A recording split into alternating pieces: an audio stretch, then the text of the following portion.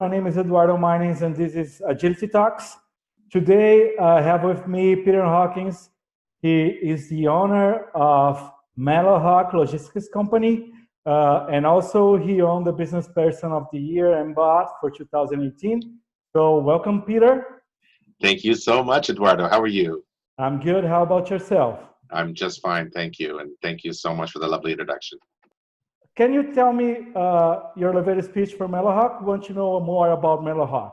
Sure. Now. So MELLOHAWK Logistics is a international freight forwarding company. So we're essentially a travel agent for cargo. We move things everywhere. A lot of people think our focus is South America, which it is, but we do the world. So China, Europe, all over North America. We do air, ocean, and trucking and rail, and we can move anything. We have licenses for dangerous goods. We have licenses for nuclear, bacteria, and it's been a very exciting business. We've been around for 17 years, and we have offices in Canada and in Miami. This is fantastic. And I also heard that you guys are specializing in Brazil. Is that true? Yeah, so we do a lot of Brazilian business, and we're kind of famous for that because Brazil is a difficult market. But we do the world. So let's, please, anybody, you want me to ship something from China to Cuba, please give me a call. Everyone, I can do it, no problem. For sure. So everyone, please give a call to Peter if you have anything to move. Yeah, so Pete, tell me about the core values of your company. Well, it's funny because prior to this, you and I were even having a little conversation about our core values. And ultimately, our core values are to provide the best service we can to our clients and to treat everyone with respect and to, but we have an additional overlay of core values for us, and that is to be generous and helping others. So sometimes that means helping a client resolve a crisis. Sometimes that means solving a problem that we have been a party to and trying to make that work out correctly. Sometimes that means helping our own staff. And sometimes that means helping people outside the company strictly because we can, we have the ability to do that. And since we do have that ability, we do it. And that is everybody from top to bottom. We try to help newcomers. We try to help entrepreneurs, young people, marginalized people, anybody who has a difficulty that we can help with, we try to help. Oh, this is fantastic. Like very different and very unique for a company of your size. Congratulations for that, man. Thank you so much. And how you actually think that you see these values manifested within your daily lives? So part of it is that we have to have an open mind about the other person's perspective. And so I find I talk to a lot of my staff who have a very different experience. I'm the only Canadian-born person in our company. Everybody else is from somewhere else. And since they are from somewhere else, what I've learned is that their experience, their lived experience, is very different from mine. And they are fearless when it comes to entering new markets, to making changes in their lives. You have to remember, all of these people have left their home and moved here and made a dramatic change that I didn't have to do, I didn't want to do, but they did. And so that fearlessness is really something that I have been able to explore and celebrate by asking questions.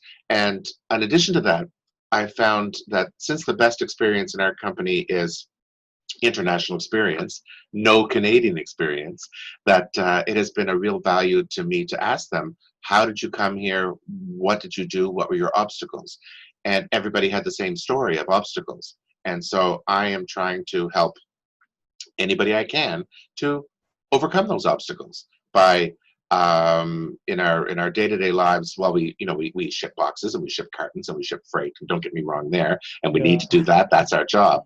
But we all spend a certain amount of the day helping others, and especially helping newcomers work with the nuances of Canadian business culture.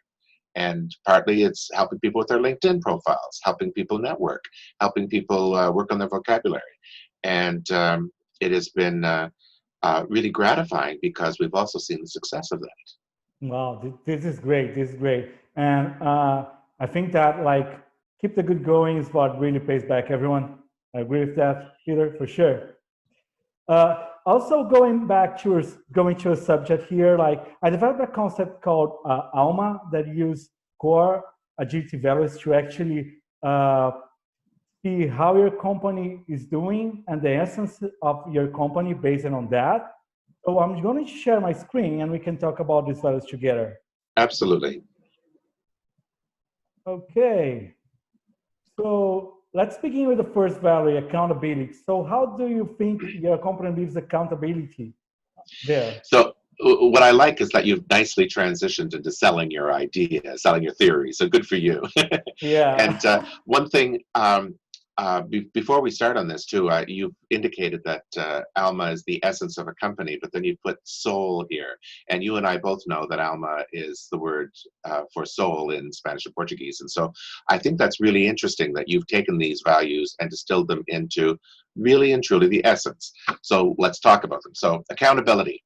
In my company, I believe everybody is accountable. I believe most people think they are accountable.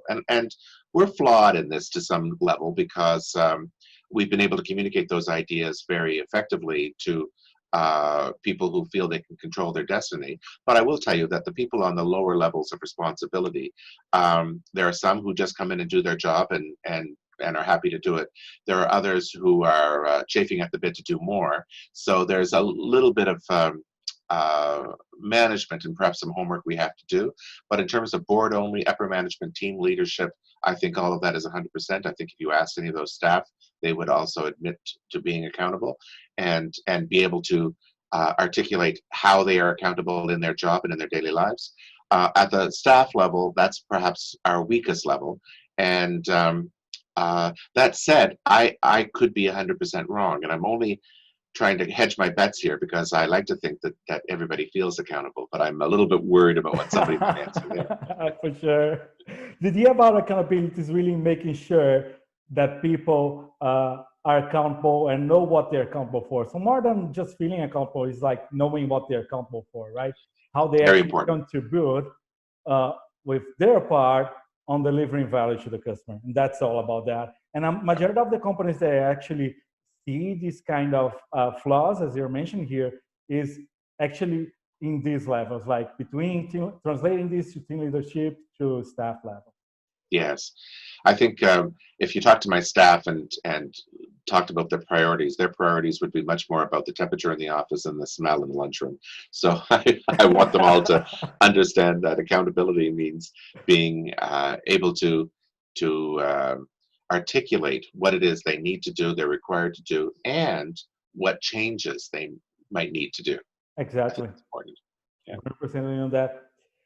And about learning, what do you think? Do you guys have Well, a learning culture there? yeah, we absolutely do. I don't know if you realize we actually own a private career college in logistics. And Wow. so, yeah, the MELLOHAWK Logistics That's International Training Center. So, in fact, every person in our company is CFA certified, the Canadian International Freight Forwarding Association certification. We have made sure that even the receptionist has it. Everybody has the full certificates. And so I firmly believe that we have a culture of learning and training. In addition to that, there isn't a month that goes by that somebody isn't taking a course. A lot of that is because we have government requirements to be upgraded all the time, but also because we have genuine interest. And and that learning also, every person who has a story in our company is a mentor. And as a result, they do teach each other and they teach newcomers. We have co-op students who come in all the time, and I mean, not with the pandemic, obviously, but prior to that, where they will sit and learn our stories. And I do believe that learning goes both ways. As I've said, with every person who comes into this office too, I've learned something from them. And so where we're weak here is on the reviews. I don't think we review effectively. And there are times when, you know, people we talk to everybody and we know what everybody's doing, and everybody knows what their own shortcomings are and their own praiseworthy activities are. But in terms of actually getting that into a precise procedure, we are weak on it in that we haven't been doing it as quickly and as often as we should have been. So, you know, great, we're at step number 2 and already another damn weakness. Yeah. So you guys are very good on formal training and about sharing stories here. That and even like for learning culture, like I see a lot of companies that has cycle reviews and have like some kind of continuous improvement in the process, but like a lot on actually sharing stories. So you guys are ahead on that, because even if you had cycle reviews or a process for continuous improvement, sometimes people do not share. I do not know how to tell stories. So if you guys have a culture like that, it's already one step forward. And Well, I'm excited about that, but the 360 degree reviews we found very ineffective. And part of that problem is our staff work very intimately together. And when feelings get hurt, it's very hard to recover when you have to work closely with that individual. And so it is because part of the MELLOHAWK mystique is that we are a family, and it's a lot easier to say something bad about your sister than it is about your coworker, because your sister has to love you. Your coworker is only gonna love you because I said so. Yep. Here we go. Let's go to the next one. Yeah, I'm uncomfortable moving now. forward to motivation. Yeah. What do you think? So motivation is linked to a vision. So the idea here is that people in your company actually knows how to translate the vision on what they do, the company's vision on what they do. Yeah, so our company vision is about delivering service. It's service first. And we have it posted, but it's sort of a clumsy sentence, so nobody feels comfortable repeating the sentence. But what we do understand is that every time we do something extra, we're actually helping somebody who doesn't have to do that thing. And so our vision is about providing the best service we can at all times, but it's also about just helping your colleague, helping your customer, helping others. And I think we do a good job relaying what our vision is and motivating our staff to understand that everything is in service of that one activity, of everything we do is in service of service. And we worked together as a group to articulate it, and we had actually hired somebody to come in and spent too much money on figuring out what our vision was, and then from there we've been able to translate that to every case. What's really hard is for the groups of people working from home, we are losing the camaraderie. We are losing something that happens here. We have moments of absolute joy and humor and fun, and people love to come to work. But we have so many people, and such a large percentage of the staff working from home, they are in many ways just putting in their information and doing their time clock. And it's frustrating because not only are they supporting a spouse who is also working, but they're also providing homeschooling for their kids, and they're concerned about health. And the issues are so enormous that I feel their weight is a struggle for them. And so I try to contact everybody, and Arno tries to contact everybody as well, so that we're cheerleaders. We're trying to remind them that you're doing a great job. I'm grateful for you being here. Thank you for being here. How can we help? One thing that sorry to interrupt you there, like one thing that these are unprecedented times, right? One thing that actually helps is like giving examples, and I saw a lot of that in some companies when they are in crisis. So every decision that everyone made, people were actually gathering that against the vision. So when someone actually do something good, they would say, okay, we are doing this way because services first, right? In case of your company. So I believe that actually relating what people are doing with the vision is what makes you translate that to your teams. I think that's a really good idea. Grabbing everybody for those meetings to share that is hard, because we're having Zoom meetings and it's not the same. Yeah, for sure it's not the same. And the crazy thing is, for the few people who are in the office, because we've never closed, we're an essential service, so we've always been open, they're also on the Zoom calls. So it's not a bunch of us sitting around one camera talking to the people who are out, but we're all individually at our desks, socially distanced, using the Zoom call. And that's, frustrating. So I will tell you that the digital transformation has not added to the soul of this company. Interesting, for sure. And what about autonomy? What do you think? So autonomy, I think, is a very interesting thing because we have had excellent experience, I'm going to say 98% of the time, and 2% genuinely bad experience. Our philosophy is to give everybody, they have a budget, they have goals, they have things they have to set, and we leave them alone to do it. If there is another hot shipment or hot issue that we need resolved right away, everybody comes on board and helps. But generally, you can do your job, you can work at your desk, you can do it on the timetable you need to do it, keeping in mind that a lot of our stuff is very technical and needs to hit deadlines. But we don't challenge them on how they do their job, and we don't challenge them on their budget.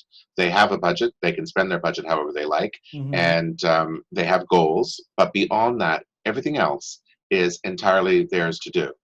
I think we trained everybody well, and we do invest the time and money to do that. I think they have the confidence that we will let them do their job and that they can make mistakes. You taught me something very interesting in your idea about Alma, was the idea that the freedom to make mistakes becomes a learning opportunity. Yeah. And we have some outstanding people who would like to think they never make mistakes. So finding someone who's made a mistake is sometimes hard to do. Yeah, because the way that this actually works in agility is like sharing again stories. So sharing a mistake. I had a company that actually had a CTO that was just like starting to think about agility, and he asked me how I can actually make people how can I actually make an environment that people are safe to fail. And I told him, like, start yourself sharing a failure that you did, right? So this is all leading by example. And then when people actually stop seeing him like someone that never fails and was someone that was actually failing, and especially sharing that story with everyone, especially in the learning part, made a total difference in the company itself. So at MELLOHAWK, you could say, I made that mistake and discuss a lot of dollars for us, but actually we learn how to do other things like that, right? Yeah, I think that's a great idea, provided you do learn the lesson. Sometimes I'm talking to the mistake, and that's a problem. Here we go. Fantastic. Peter, this was a fantastic session with you. Thanks a lot for the willing to share your company and the values of your company and how they actually tie to agility. And this was a great time. Thanks a lot for that. Eduardo, thank you so much. All the best to you. Good luck with the project. Thanks a lot. Have a good one. Bye-bye. Bye-bye.